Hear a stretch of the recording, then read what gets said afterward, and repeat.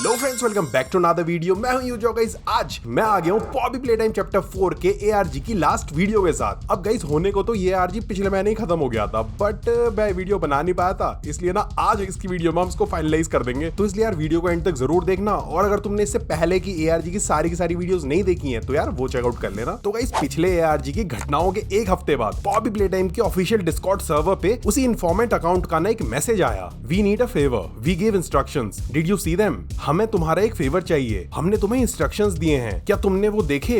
But interesting बात तो ये थी कि अब ये अकाउंट आंख दिखाता है। अरे इसकी प्रोफाइल पिक चेंज हो गई थी और इसमें वही ट्रेलर वाली आंख लगी हुई थी। बाकी इसके बाद इस अकाउंट से ना गाइस धमकियां आने लग गई। I'll give you this warning once and only once, stay out। शायद से जो इन्फॉर्मेंट इस अकाउंट से हमारी मदद कर रहा था ना गाइस, उसे इस आंख ने पकड़ लिया था, या फिर जिससे भी आंख रिलेटेड है उनने। और अब ये अकाउंट हमारी मदद नहीं करने वाला था, उल्टा ये हमसे कह रहा था चल।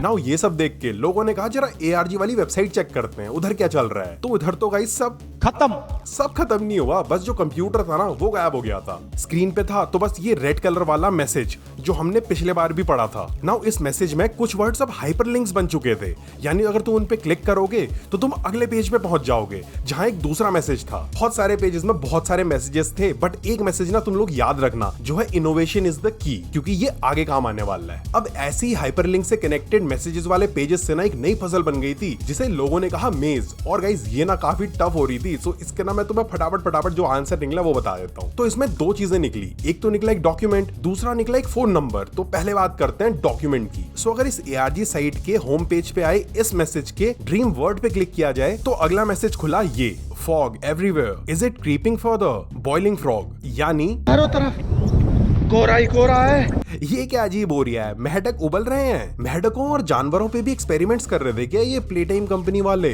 मेंढक का रेफरेंस क्यों दे रखा है गाइस? देन इस पेज के इट पे क्लिक करके खुला ये page, I will find it a little closer each time, light bulb closer and closer. मैं उसे ढूंढ लूंगा, हर बार उसके करीब पहुंच रहा हूँ, पास और पास। शायद से ये हार्ले सॉयर का मैसेज था और वो ह्यूमन एक्सपेरिमेंट सक्सेसफुल हो रहे हैं, इस चीज की बात कर रहा था। नाउ इस पेज पे फाइंड पे क्लिक करके खुला ये message, they can see, look away, don't think it from yourself. वो देख सकते हैं, नजर हटाओ, उसके बारे में मत सोचो, उसके तुम्हारे से। अरे कहना क्या चाहते हो समझ नहीं आ रहा गाइस, पता नहीं क्या लिखा हुआ है। बट नीचे पे जो SX009 है ना, इसमें कोई मिस्ट्री छुपी हुई है, और वो मिस्ट्री है कि अगर हम इस रैंडम टेक्स्ट को ऊपर पेज के URL के लास्ट पे अटैच कर देना तो इस पेज का लिंक खुल जाएगा जिसपे लिखा है a good trick, Sometimes where we keep something is more important than the thing we keep. Innovation is key. एक अच्छी ट्रिक, कभी कभी हम जो चीज छुपाते हैं उससे ज्यादा इंपॉर्टेंट जिस चीज में हमने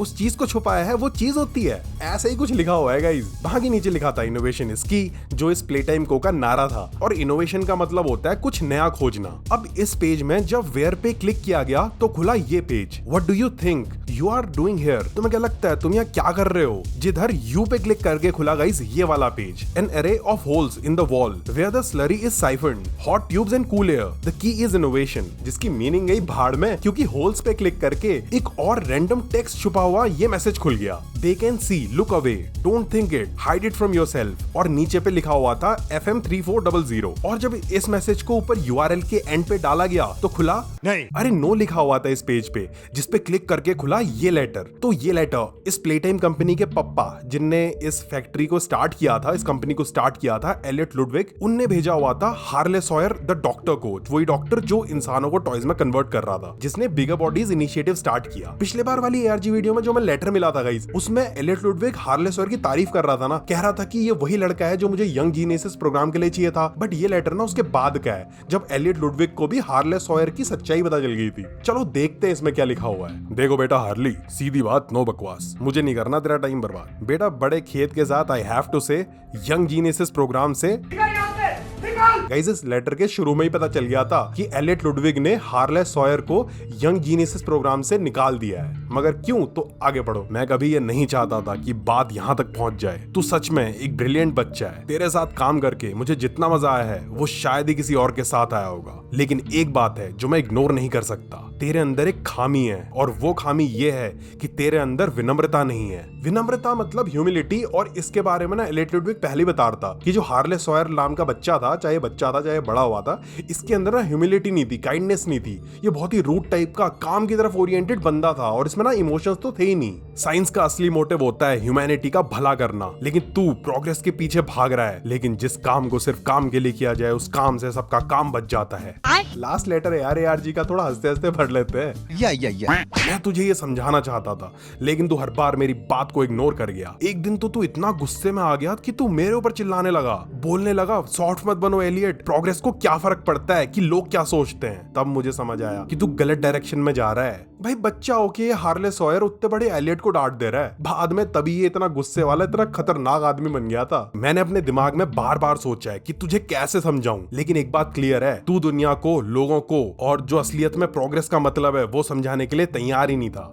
सीधे लास्ट में पहुंचते हैं। फिर मैंने अपने बारे में सोचा, मेरे साथ भी दिक्कतें हुई थी, और उन दिक्कतों ने मुझे सिखाया कि हमारे एक्शंस का पर्पस होना चाहिए, और काम सिर्फ काम के लिए नहीं होना चाहिए। मैंने तुझसे जो सीखा हार्ली, उसके लिए मैं हमेशा शुक्रगुजार रहूंगा। लेकिन तुझे अब एक नए पर्सपेक्टिव की जरूरत है। तू घर वापस जा हार्ली, अपने आसपास के लोगों को देख और समझ कि प्रोग्रेस का असली मतलब क्या होता है। एक दिन तू जरूर समझेगा कि मैंने तेरे साथ आज ये क्यों किया। शायद उस दिन तू मुझे थैंक्स भी बोलेगा, या शायद नहीं, लेकिन फिर भी मुझे लगा कि मुझे तुझसे ये कहना जरूरी है। तेरा दोस्त एलियट लुडविग। तो गाइस यार, इस चिट्ठी से पता चल गया कि पिछले बार जो हमें एक फोटो मिली थी जिसमें उस जोकर का सिलुएट टाइप का दिख रहा था, तो उधर हार्ले सॉयर ने एलियट लुडविग को इतना बुरा भला क्यों लिखा हुआ था, क्योंकि एलियट ने उसे यंग जीनियसेस प्रोग्राम से निकाल दिया था। अब गाइस, इस मेज से सिर्फ यही डॉक्यूमेंट नहीं निकला, बल्कि एक फोन नंबर भी निकला। तो इस मेज के कुछ पेजेस में काले बैकग्राउंड के आगे एक काला टेक्स्ट छुपा हुआ था। सो अगर हम इस पेज के टेक्स्ट को सेलेक्ट करें तो वो ना छुपा हुआ नंबर हमें दिख रहा था। अब गाइस, ऐसा ना सिर्फ एक पेज पे नहीं था, बल्कि बहुत सारे पेजेस में था। एक में था नंबर 8, एक में था 0, एक में था 6, एक में था 0, एक में था 3, एक में था 5,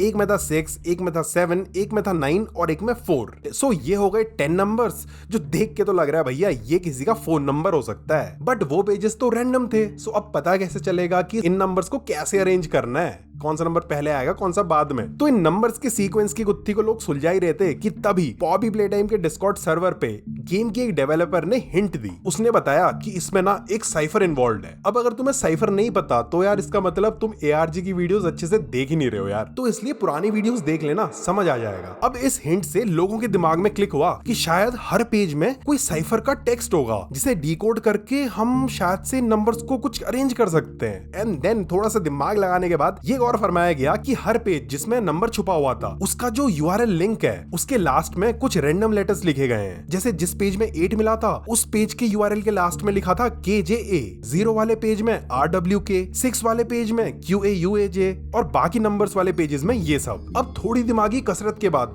लोगों को पता चल गया कि इसमें ना कीड सीजर साइफर का इस्तेमाल किया गया है, उससे मैसेज को इनक्रिप्ट किया गया है। अब मैंने तुम्हें सीजर साइफर के बारे में तो बताया है, जिसमें इनक्रिप्ट करते टाइम वर्ड्स को या तो +1 में आगे या +2 में आगे या +3 में आगे या फिर पीछे की तरफ -1, -2, -3 करके इनक्रिप्ट किया जाता है। बट कीड सीजर साइफर में ना थोड़ा सा डिफरेंस होता है। उसमें शिफ्टिंग नंबर्स के हिसाब से नहीं होती है, बल्कि एक वर्ड के हिसाब से होती है जिसे की बोलते हैं। बट अब सवाल ये आया कि इन लेटर्स के लिए की क्या होगी। तो याद करो, इस मेज में सबसे ज्यादा बार क्या वर्ड्स लिखे हुए थे? इनोवेशन इज की, जिसका लिटरल मीनिंग यही था कि इस साइफर की इनोवेशन वर्ड है। अब देखो, तो मैं समझाता हूं कि इस इनोवेशन वर्ड को यूज करके जो की है इस साइफर को कैसे सॉल्व करेंगे। सो जो की वाला वर्ड होता है ना, हम सबसे पहले उसको लिखेंगे, फिर उसमें से रिपीटेड वर्ड्स को हटा देंगे तो बच जाएगा INOVAT। फिर इस INOVAT के आगे बचे हुए अल्फाबेट्स लिख दो सारे के सारे, तो हमारे सीजर अल्फाबेट्स बन जाएंगे INOVAT। अब सबसे पहला अल्फाबेट A होता, बट A ऑलरेडी आ चुका है तो होगा B, फिर आएगा C, फिर D, E, F, G, H, फिर I आना चाहिए बट I ऑलरेडी आ चुका है तो अब आएगा J, फिर आएगा K, L, M, P, Q, R, S, U, W, X, Y, Z। और अब इसके नीचे नॉर्मल अल्फाबेट्स लिख दो A, B, C, D, E, F, G, H, I, J, K, L, M, N, O, P, Q, R, S, T।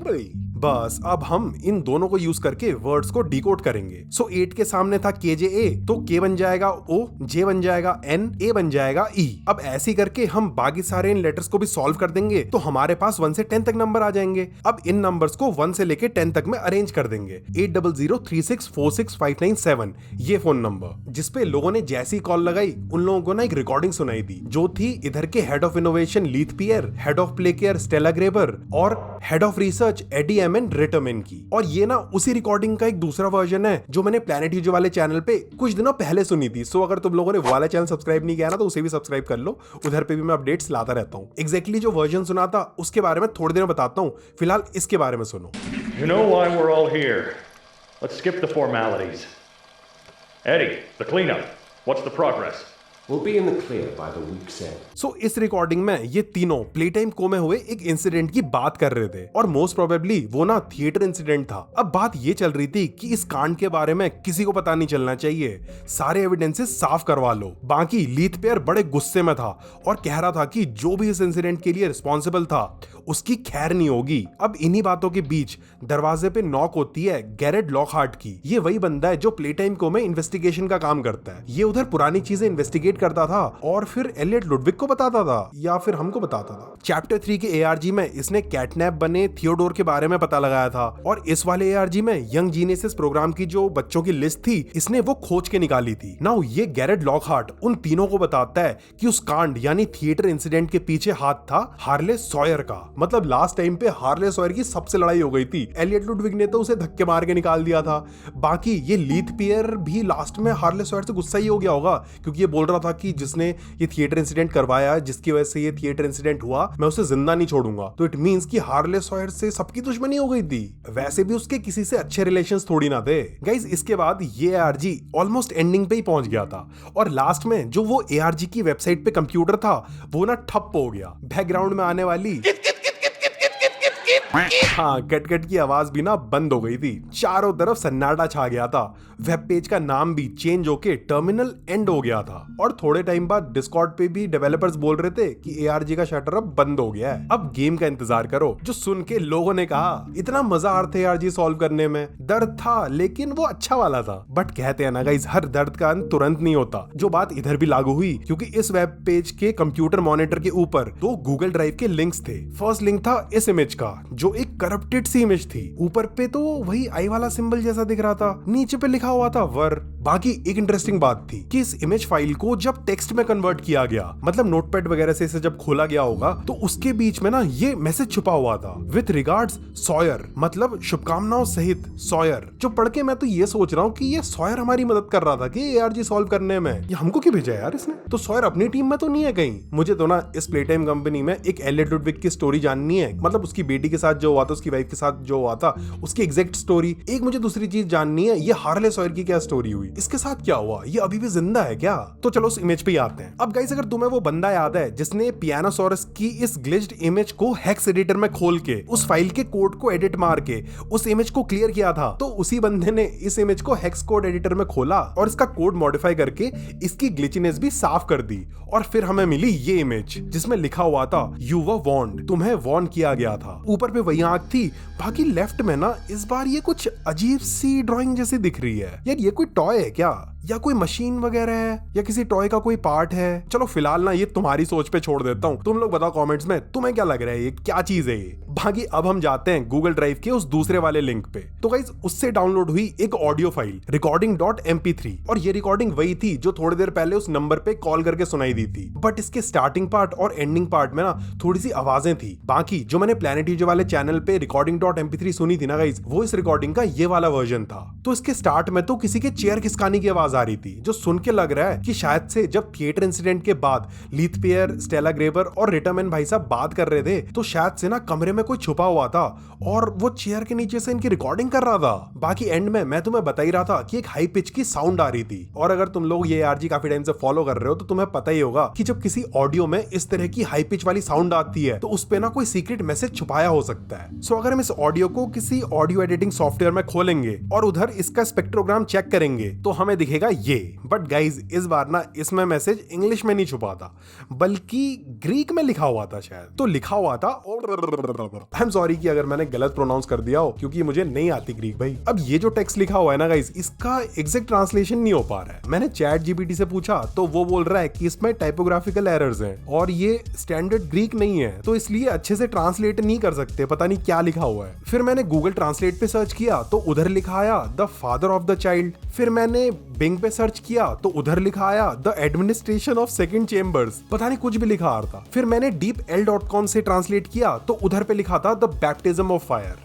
जिसमें अब exact कौन सा है उससे क्या ही करें गाइस। अब ARG तो खत्म हो गया है, लेकिन क्या पता गाइस चैप्टर 5 का ARG यहीं से शुरू हो जाए। जो तुम अगर मिस नहीं करना चाहते और चैप्टर 4 भी मिस नहीं करना चाहते हो तो इस चैनल को सब्सक्राइब करके बेल आइकन दबा लो। फाइनली ARG सॉल्व हो गया है। बाकी गाइस पॉपी प्ले टाइम का चैप्टर 4 जो काफी खतरनाक होने वाला है भाई, ये सब चीजें देख के लग ही रहा है कि इस बार काफी इंटरेस्टिंग होगा ये। तो वो आने वाला है अगले महीने और उसके गेम प्ले और उसके न्यूज से रिलेटेड ना काफी इन्फॉर्मेशन बाहर आ चुकी है, जिसके ऊपर मैं बहुत ही जल्दी वीडियोस ले आऊंगा। तो गाइस मिलते हैं इन द नेक्स्ट वीडियो। बाकी आज की वीडियो में इतना ही। Hope you enjoyed. Thanks for watching the video friends.